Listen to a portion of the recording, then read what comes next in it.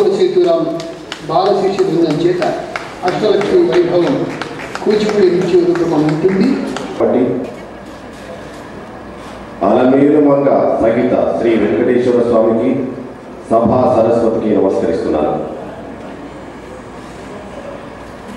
కిన్నెర ప్రభాకర్ రావు గారు, రఘురామ్ గారు గత 30 సంవత్సరాలుగా చేస్తున్నటువంటి కార్యక్రమాలను మనం ఒక్కసారి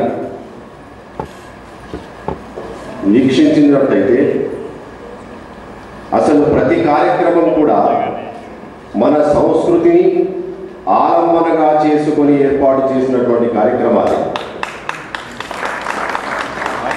మన ఆంధ్రదేశంలో, ఆంధ్రప్రదేశ్లో ఇంతగా ఆధ్యాత్మిక సాంస్కృతిక భావనతో సేవ చేస్తున్నటువంటి సంస్థ కిన్నెరలో మించిన సంస్థ లేదు. మిగతా కార్యక్రమాలు చాలా చేస్తున్నాయి సంస్థలు, కానీ కిన్నెరకు ఒక విధమైనటువంటి ఆలోచన ఉంది.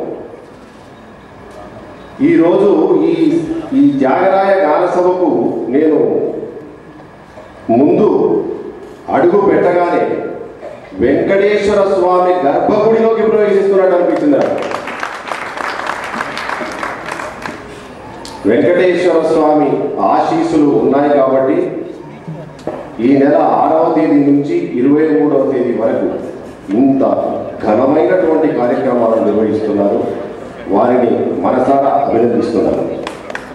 ఇక ఆధ్యాత్మిక సాంస్కృతిక ఉత్సవాలు అన్నారు కాబట్టి ఒక సామాన్యుడిగా, ఒక దూరదర్శన్ సప్తగిరికి డైరెక్టర్గా పనిచేస్తున్న రోజుల్లో నాకు ఎటువంటి ఆలోచన ఉండేది, ఎటువంటి కార్యక్రమాలను నేను ప్రవేశపెట్టాను.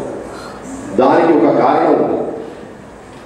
దూరదర్శన్ డైరెక్టర్ అయిన తర్వాత నేను అమెరికా వెళ్ళాను. శాన్ ఫ్రాన్సిస్కో నగరం నుంచి వాషింగ్టన్ నగరానికి వెళుతున్నాం. డైరెక్ట్ ఫ్లైట్ లేకపోవడం వల్ల సాల్ట్ సిటీ అని ఉంది. సాల్ట్ సిటీ అనే ఫ్లైట్ మేము ఆ ఫ్లైట్ ద్వారా ప్రయాణం చేస్తున్నప్పుడు నా పక్క సీట్లో ఒక సెనేటర్ కూర్చున్నారు. సెనేటర్ అంటే తెలుసు కదా మీకు, మన పార్లమెంటు సభ్యులు లాంటి వారు, చాలా గౌరవమైనటువంటి సభ్యులు. ఆయన నన్ను అడిగారు, you are from India, are you Indian? Yes sir. What you are?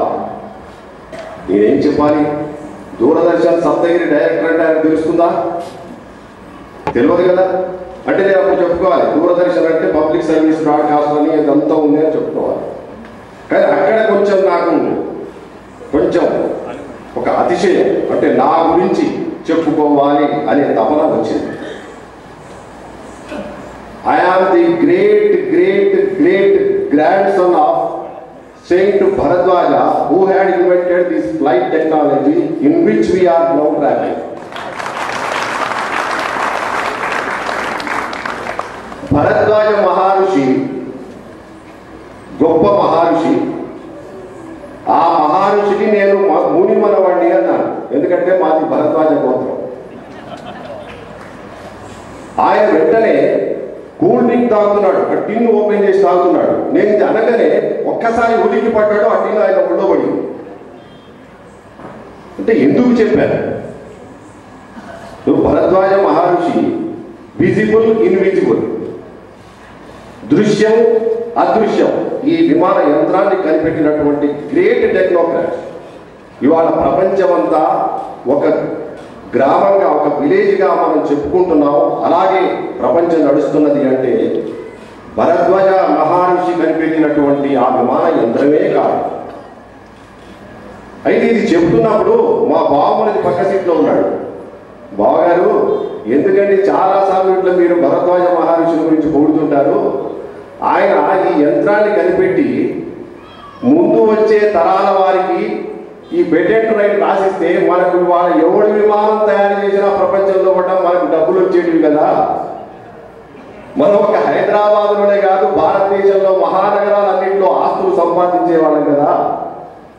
అంటే పిచ్చివాడ, పూర్వపు రోజుల్లో మహర్షులు వాళ్ళ ఏమిటంటే వచ్చే తరాల గురించి ఆలోచించారు. భౌతిక సంపద గురించి ఆలోచించలేదు. అప్పుడు వాళ్ళకు ఏది ఆటంకం ఉండేది? హిమాలయ పర్వతాన్ని వాళ్ళ పేరు మీద రాసుకుంటే అడిగేవాడేవాడు, వచ్చే తరాలకు అందేది. గంగానది మైదానాన్ని రాసుకుంటే, పహాడీలలో రాసుకుంటే ఈ తరం వాళ్లకు వాళ్ళ తరం వాళ్ళకు చెందేది. అది కాదు వారి ఆలోచన, ఒక ఆధ్యాత్మికమైనటువంటి ఆలోచన. వచ్చే తరాలు, ఈ ప్రపంచం లోపల ఉన్నటువంటి వాడు పంచభూతాల మీద ప్రతి వాడికి హక్కు ఉంది. ఇప్పుడున్న వాడికి ఉంది, పుట్టబోయే వాడికి ఉంది. ఇది ఆలోచన. అదే ఆధ్యాత్మిక సంపద మనకు ఉన్నటువంటి. రామాయణాన్ని అందించాడు వాల్మీకి, భారతాన్ని అందించాడు వేదవ్యాసుడు. ఏం చెబుతున్నాయి అవన్నీ కూడా? మనిషి మనిషిగా బ్రతుకు. నీ కుటుంబాన్ని గురించి నువ్వు ఎలా ఆలోచిస్తావో, నీ పక్క కుటుంబం వాడి గురించి ఆలోచించు, నీ సమాజం గురించి ఆలోచించు. బ్రతుకు బ్రతకనివు. ఇదే మన ఆధ్యాత్మిక సంపదలో ఉన్నటువంటి గొప్ప లక్షణం. అందుకే ఈరోజు కిన్నెర వారు ఆధ్యాత్మిక సాంస్కృతిక ఉత్సవాలు నిర్వహిస్తున్నారు. మనసుతో ఆలోచించండి అంటున్నారు. ఆధ్యాత్మిక సంపద అంటే మనసుతో ఆలోచించేది.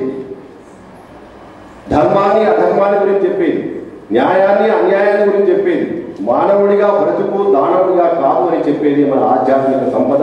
ఇటువంటి ఆధ్యాత్మిక సంపద సంబంధించినటువంటి సాంస్కృతికోత్సవాలను ఇంత ఘనంగా నిర్వహిస్తున్నందుకు మా ప్రభాకర్ రావు గారిని, రఘురామ్ గారిని నేను మనసారా అభినందిస్తున్నాను. నన్ను ఈ కార్యక్రమానికి పిలిచినందుకు వారికి కృతజ్ఞతలు తెలుపుకుంటున్నాను. సెలవు.